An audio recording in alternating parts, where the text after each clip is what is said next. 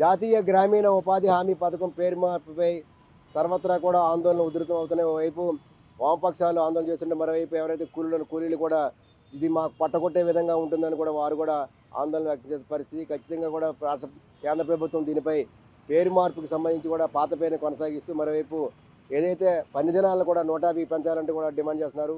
అసలు వారి మాటలోనే అసలు ఎందుకింత ఇది పేరు మార్పుతో పాటు పని దినాలు పెంచకపోతే ఎటువంటి ఇబ్బందులు పడుతున్నారనే దానికి సంబంధించి కూడా వారి మాటలోనే అడిగి తెలుసుకుందాం. మహాత్మా గాంధీ జాతీయ గ్రామీణ ఉపాధి హామీ పథకాన్ని పేరు మార్చడమే కాకుండా దానికి పథకం అది ఒక చట్టం, ఆ హక్కు, పని హక్కు అనేది హక్కుని చట్టంగా మార్చినట్టు ఘనత ఆ రోజు వామపక్షాల మద్దతుతోటి ఆ రోజు యూపీఏ ప్రభుత్వం చేసింది. దాన్ని ఈరోజు రాత్రికి రాత్రి ఒక కొత్త చట్టంగా పెట్టేదానికి బిల్లు పెట్టి లోక్సభలో ఆమోదింపు చేసుకుని రాజ్యసభలోకి వచ్చి అక్కడ వాళ్ళకి చదివే అవకాశం లేదు, సవరణలు పెట్టే అవకాశం ఇవ్వకుండా అర్ధరాత్రి 12 గంటలప్పుడు దీన్ని ఆమోదించు చేసుకునే అంత నిరంకుశమైనటువంటి పద్ధతికి ప్రభుత్వం ఎందుకు పూనుకున్నదని చెప్పి మేము ప్రశ్నిస్తున్నాము. ఈరోజు ఈ చట్టంలో కేంద్ర ప్రభుత్వం నిధులు ఇవ్వాలి, ఇప్పుడు రాష్ట్రాల మీద నెట్టి మీరు ఖర్చు పెట్టండి తర్వాత ఇస్తామన్నారు. అందులో 40% రాష్ట్రాలు పెట్టాలట. మన రాష్ట్రం మీద 3,800 కోట్ల అదనం భారం పడుతుంది. ఇప్పటికే అప్పులు పాలైన రాష్ట్రం ఈ ఖర్చు పెడుతుందా? పెట్టకపోతే ఇది అమలు జరగదు, కేంద్రం నిధులు ఇవ్వదు. అంటే ఇది ఆచరణలో ఇది అమలు జరగకుండా పోతుంది. దీన్ని ఒక పథకం లాగా అంటే డబ్బులుంటే చేస్తాం, పని ఉంటే ఇస్తాం అన్నటువంటి కింద మార్చారు. జాతీయ ఉపాధి హామీ పథకం ఇప్పటివరకు గ్రామీణ ప్రాంతాల ఆదాయాల పెన్షన్లో మార్కెట్ విస్తరణ కూడా తోడ్పడింది, పారిశ్రామికోత్పత్తికి పరోక్షంగా తోడ్పడింది. ఇంత దేశానికి ఆర్థిక వ్యవస్థకు మేలు చేసిన పథకాన్ని ఎత్తేటువంటి దేశద్రోహం మీద ఇంకోటి కాదు. అందువల్ల ఈ పథకం మళ్ళీ మహాత్మా గాంధీ జాతీయ గ్రామీణ ఉపాధి పథకాన్ని పునరుద్ధరించుకోవడానికి మోడీ చట్టాన్ని ఉపసంహరించుకునే దాకా ఈ పోరాటం గతంలో రైతు పోరాటం లాగానే ఈ పోరాటం కూడా దేశవ్యాప్తం అవుతుంది అని అందుకు ప్రజలు సిద్ధం కావాలి. ఈ ప్రభుత్వం ఉపసంహరించుకోకపోతే తగిన ప్రతిఫలం అనుభవించాల్సి ఉంటుందని చెప్పి నేను ప్రభుత్వాన్ని హెచ్చరిస్తున్నాను. ఈరోజు గోబెల్స్ తరహా ప్రచారాన్ని ఉపాధి హామీ చట్టం మీద మోడీ ప్రభుత్వం చేస్తుంది. 100 రోజులు కాదు, 125 రోజులు చేస్తామని చెప్తున్నారు. 125 రోజులు కావాల్సి వస్తే ఎంత బడ్జెట్ కావాలి? ఈరోజు ఆ బడ్జెట్ కేటాయింపులకి మీరు సిద్ధంగా ఉన్నారా? రాష్ట్రం 10%, కేంద్రం 90% ఇచ్చే నిధుల్ని ఈరోజు జిఎస్టీ అంతా కూడా కేంద్రం ఎత్తుకుపోతూ సెస్సుల్లో వాటా ఇవ్వకుండా రాష్ట్రాలు దీన్ని అమలు చేయాలి అంటే మన రాష్ట్రం అమలు చేయగలదా? దేశంలో ఏ రాష్ట్రం అమలు చేస్తుంది? అందుకని ఇది ఒక మాకరీ, ప్రజల్ని మోసం చేసేటటువంటి ఒక ప్రచారము మీడియా ద్వారా, మంత్రుల ద్వారా, పార్లమెంట్ ద్వారా ప్రచారం చేసేటటువంటి ఒక పెద్ద మోసపూరిత యత్నానికి పూనుకుంది. వాస్తవంగా దీన్ని నీరుగార్చడమే. ఈరోజు పెద్ద ఎత్తున వలసలు జరిగిన పరిస్థితిని మనం చూస్తూ ఉన్నాము. కోవిడ్ సమయంలో లక్షల మంది ప్రజలు తిరిగి గ్రామాలకు నడకన చేరితే ప్రపంచంలోనే చూడనటువంటి అత్యధిక దారిద్ర్యాన్ని ఆ రోజు అనుభవిస్తే పనులు కోల్పోయినటువంటి ప్రజలకి ఇంత తిండి పెట్టింది ఉపాధి హామీ పథకం.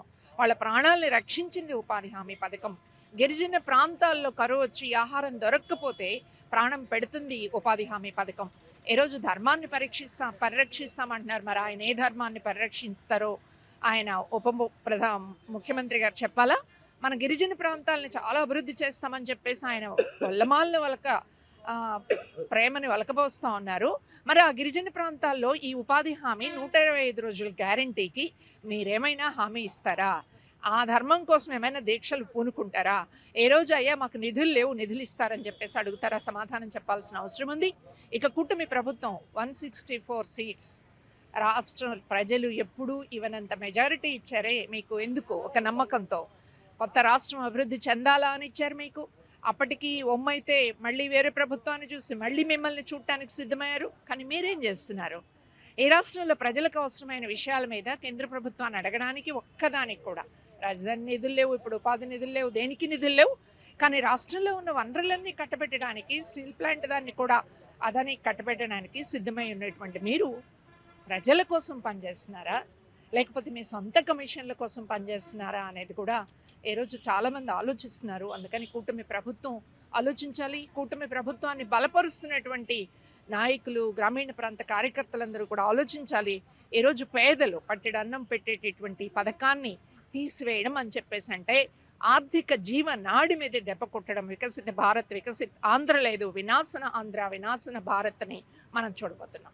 ఉపాధి హామీ పథకం వ్యవసాయ కార్మికుల్ని నిజంగా ఎంతో ఉపయోగపడేటువంటి చట్టం. అది ఆనాడు కూడా యూపీఏ ఇష్టంగా చేయలే, వామపక్షాల యొక్క ఒత్తిడి వల్ల చేసినటువంటి చట్టం అది.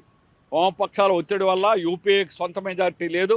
అందుకని మిమ్మల్ని బలపరచాలంటే ఉపాధి చట్టం, సమాచార చట్టం, గిరిజన హక్కుల చట్టం 3 చట్టాలు తీసుకురావాలని ఒత్తిడి చేసి మేము ఆ చట్టాలు తెప్పించాం.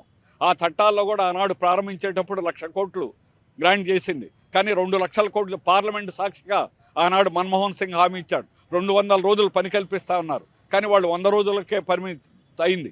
ఈరోజు 40% రాష్ట్ర ప్రభుత్వం భరించాలనేది ఎప్పుడైతే పెట్టారో ఈ చట్టం మొత్తం ధ్వంసం అయిపోయింది.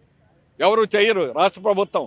ఈయన భారం అవుతుందని మాత్రమే చంద్రబాబు నాయుడు గారు మాట్లాడారు. ఈరోజు ఐసీడీఎస్ జీతాలు ఎందుకు పెంచట్లేదు?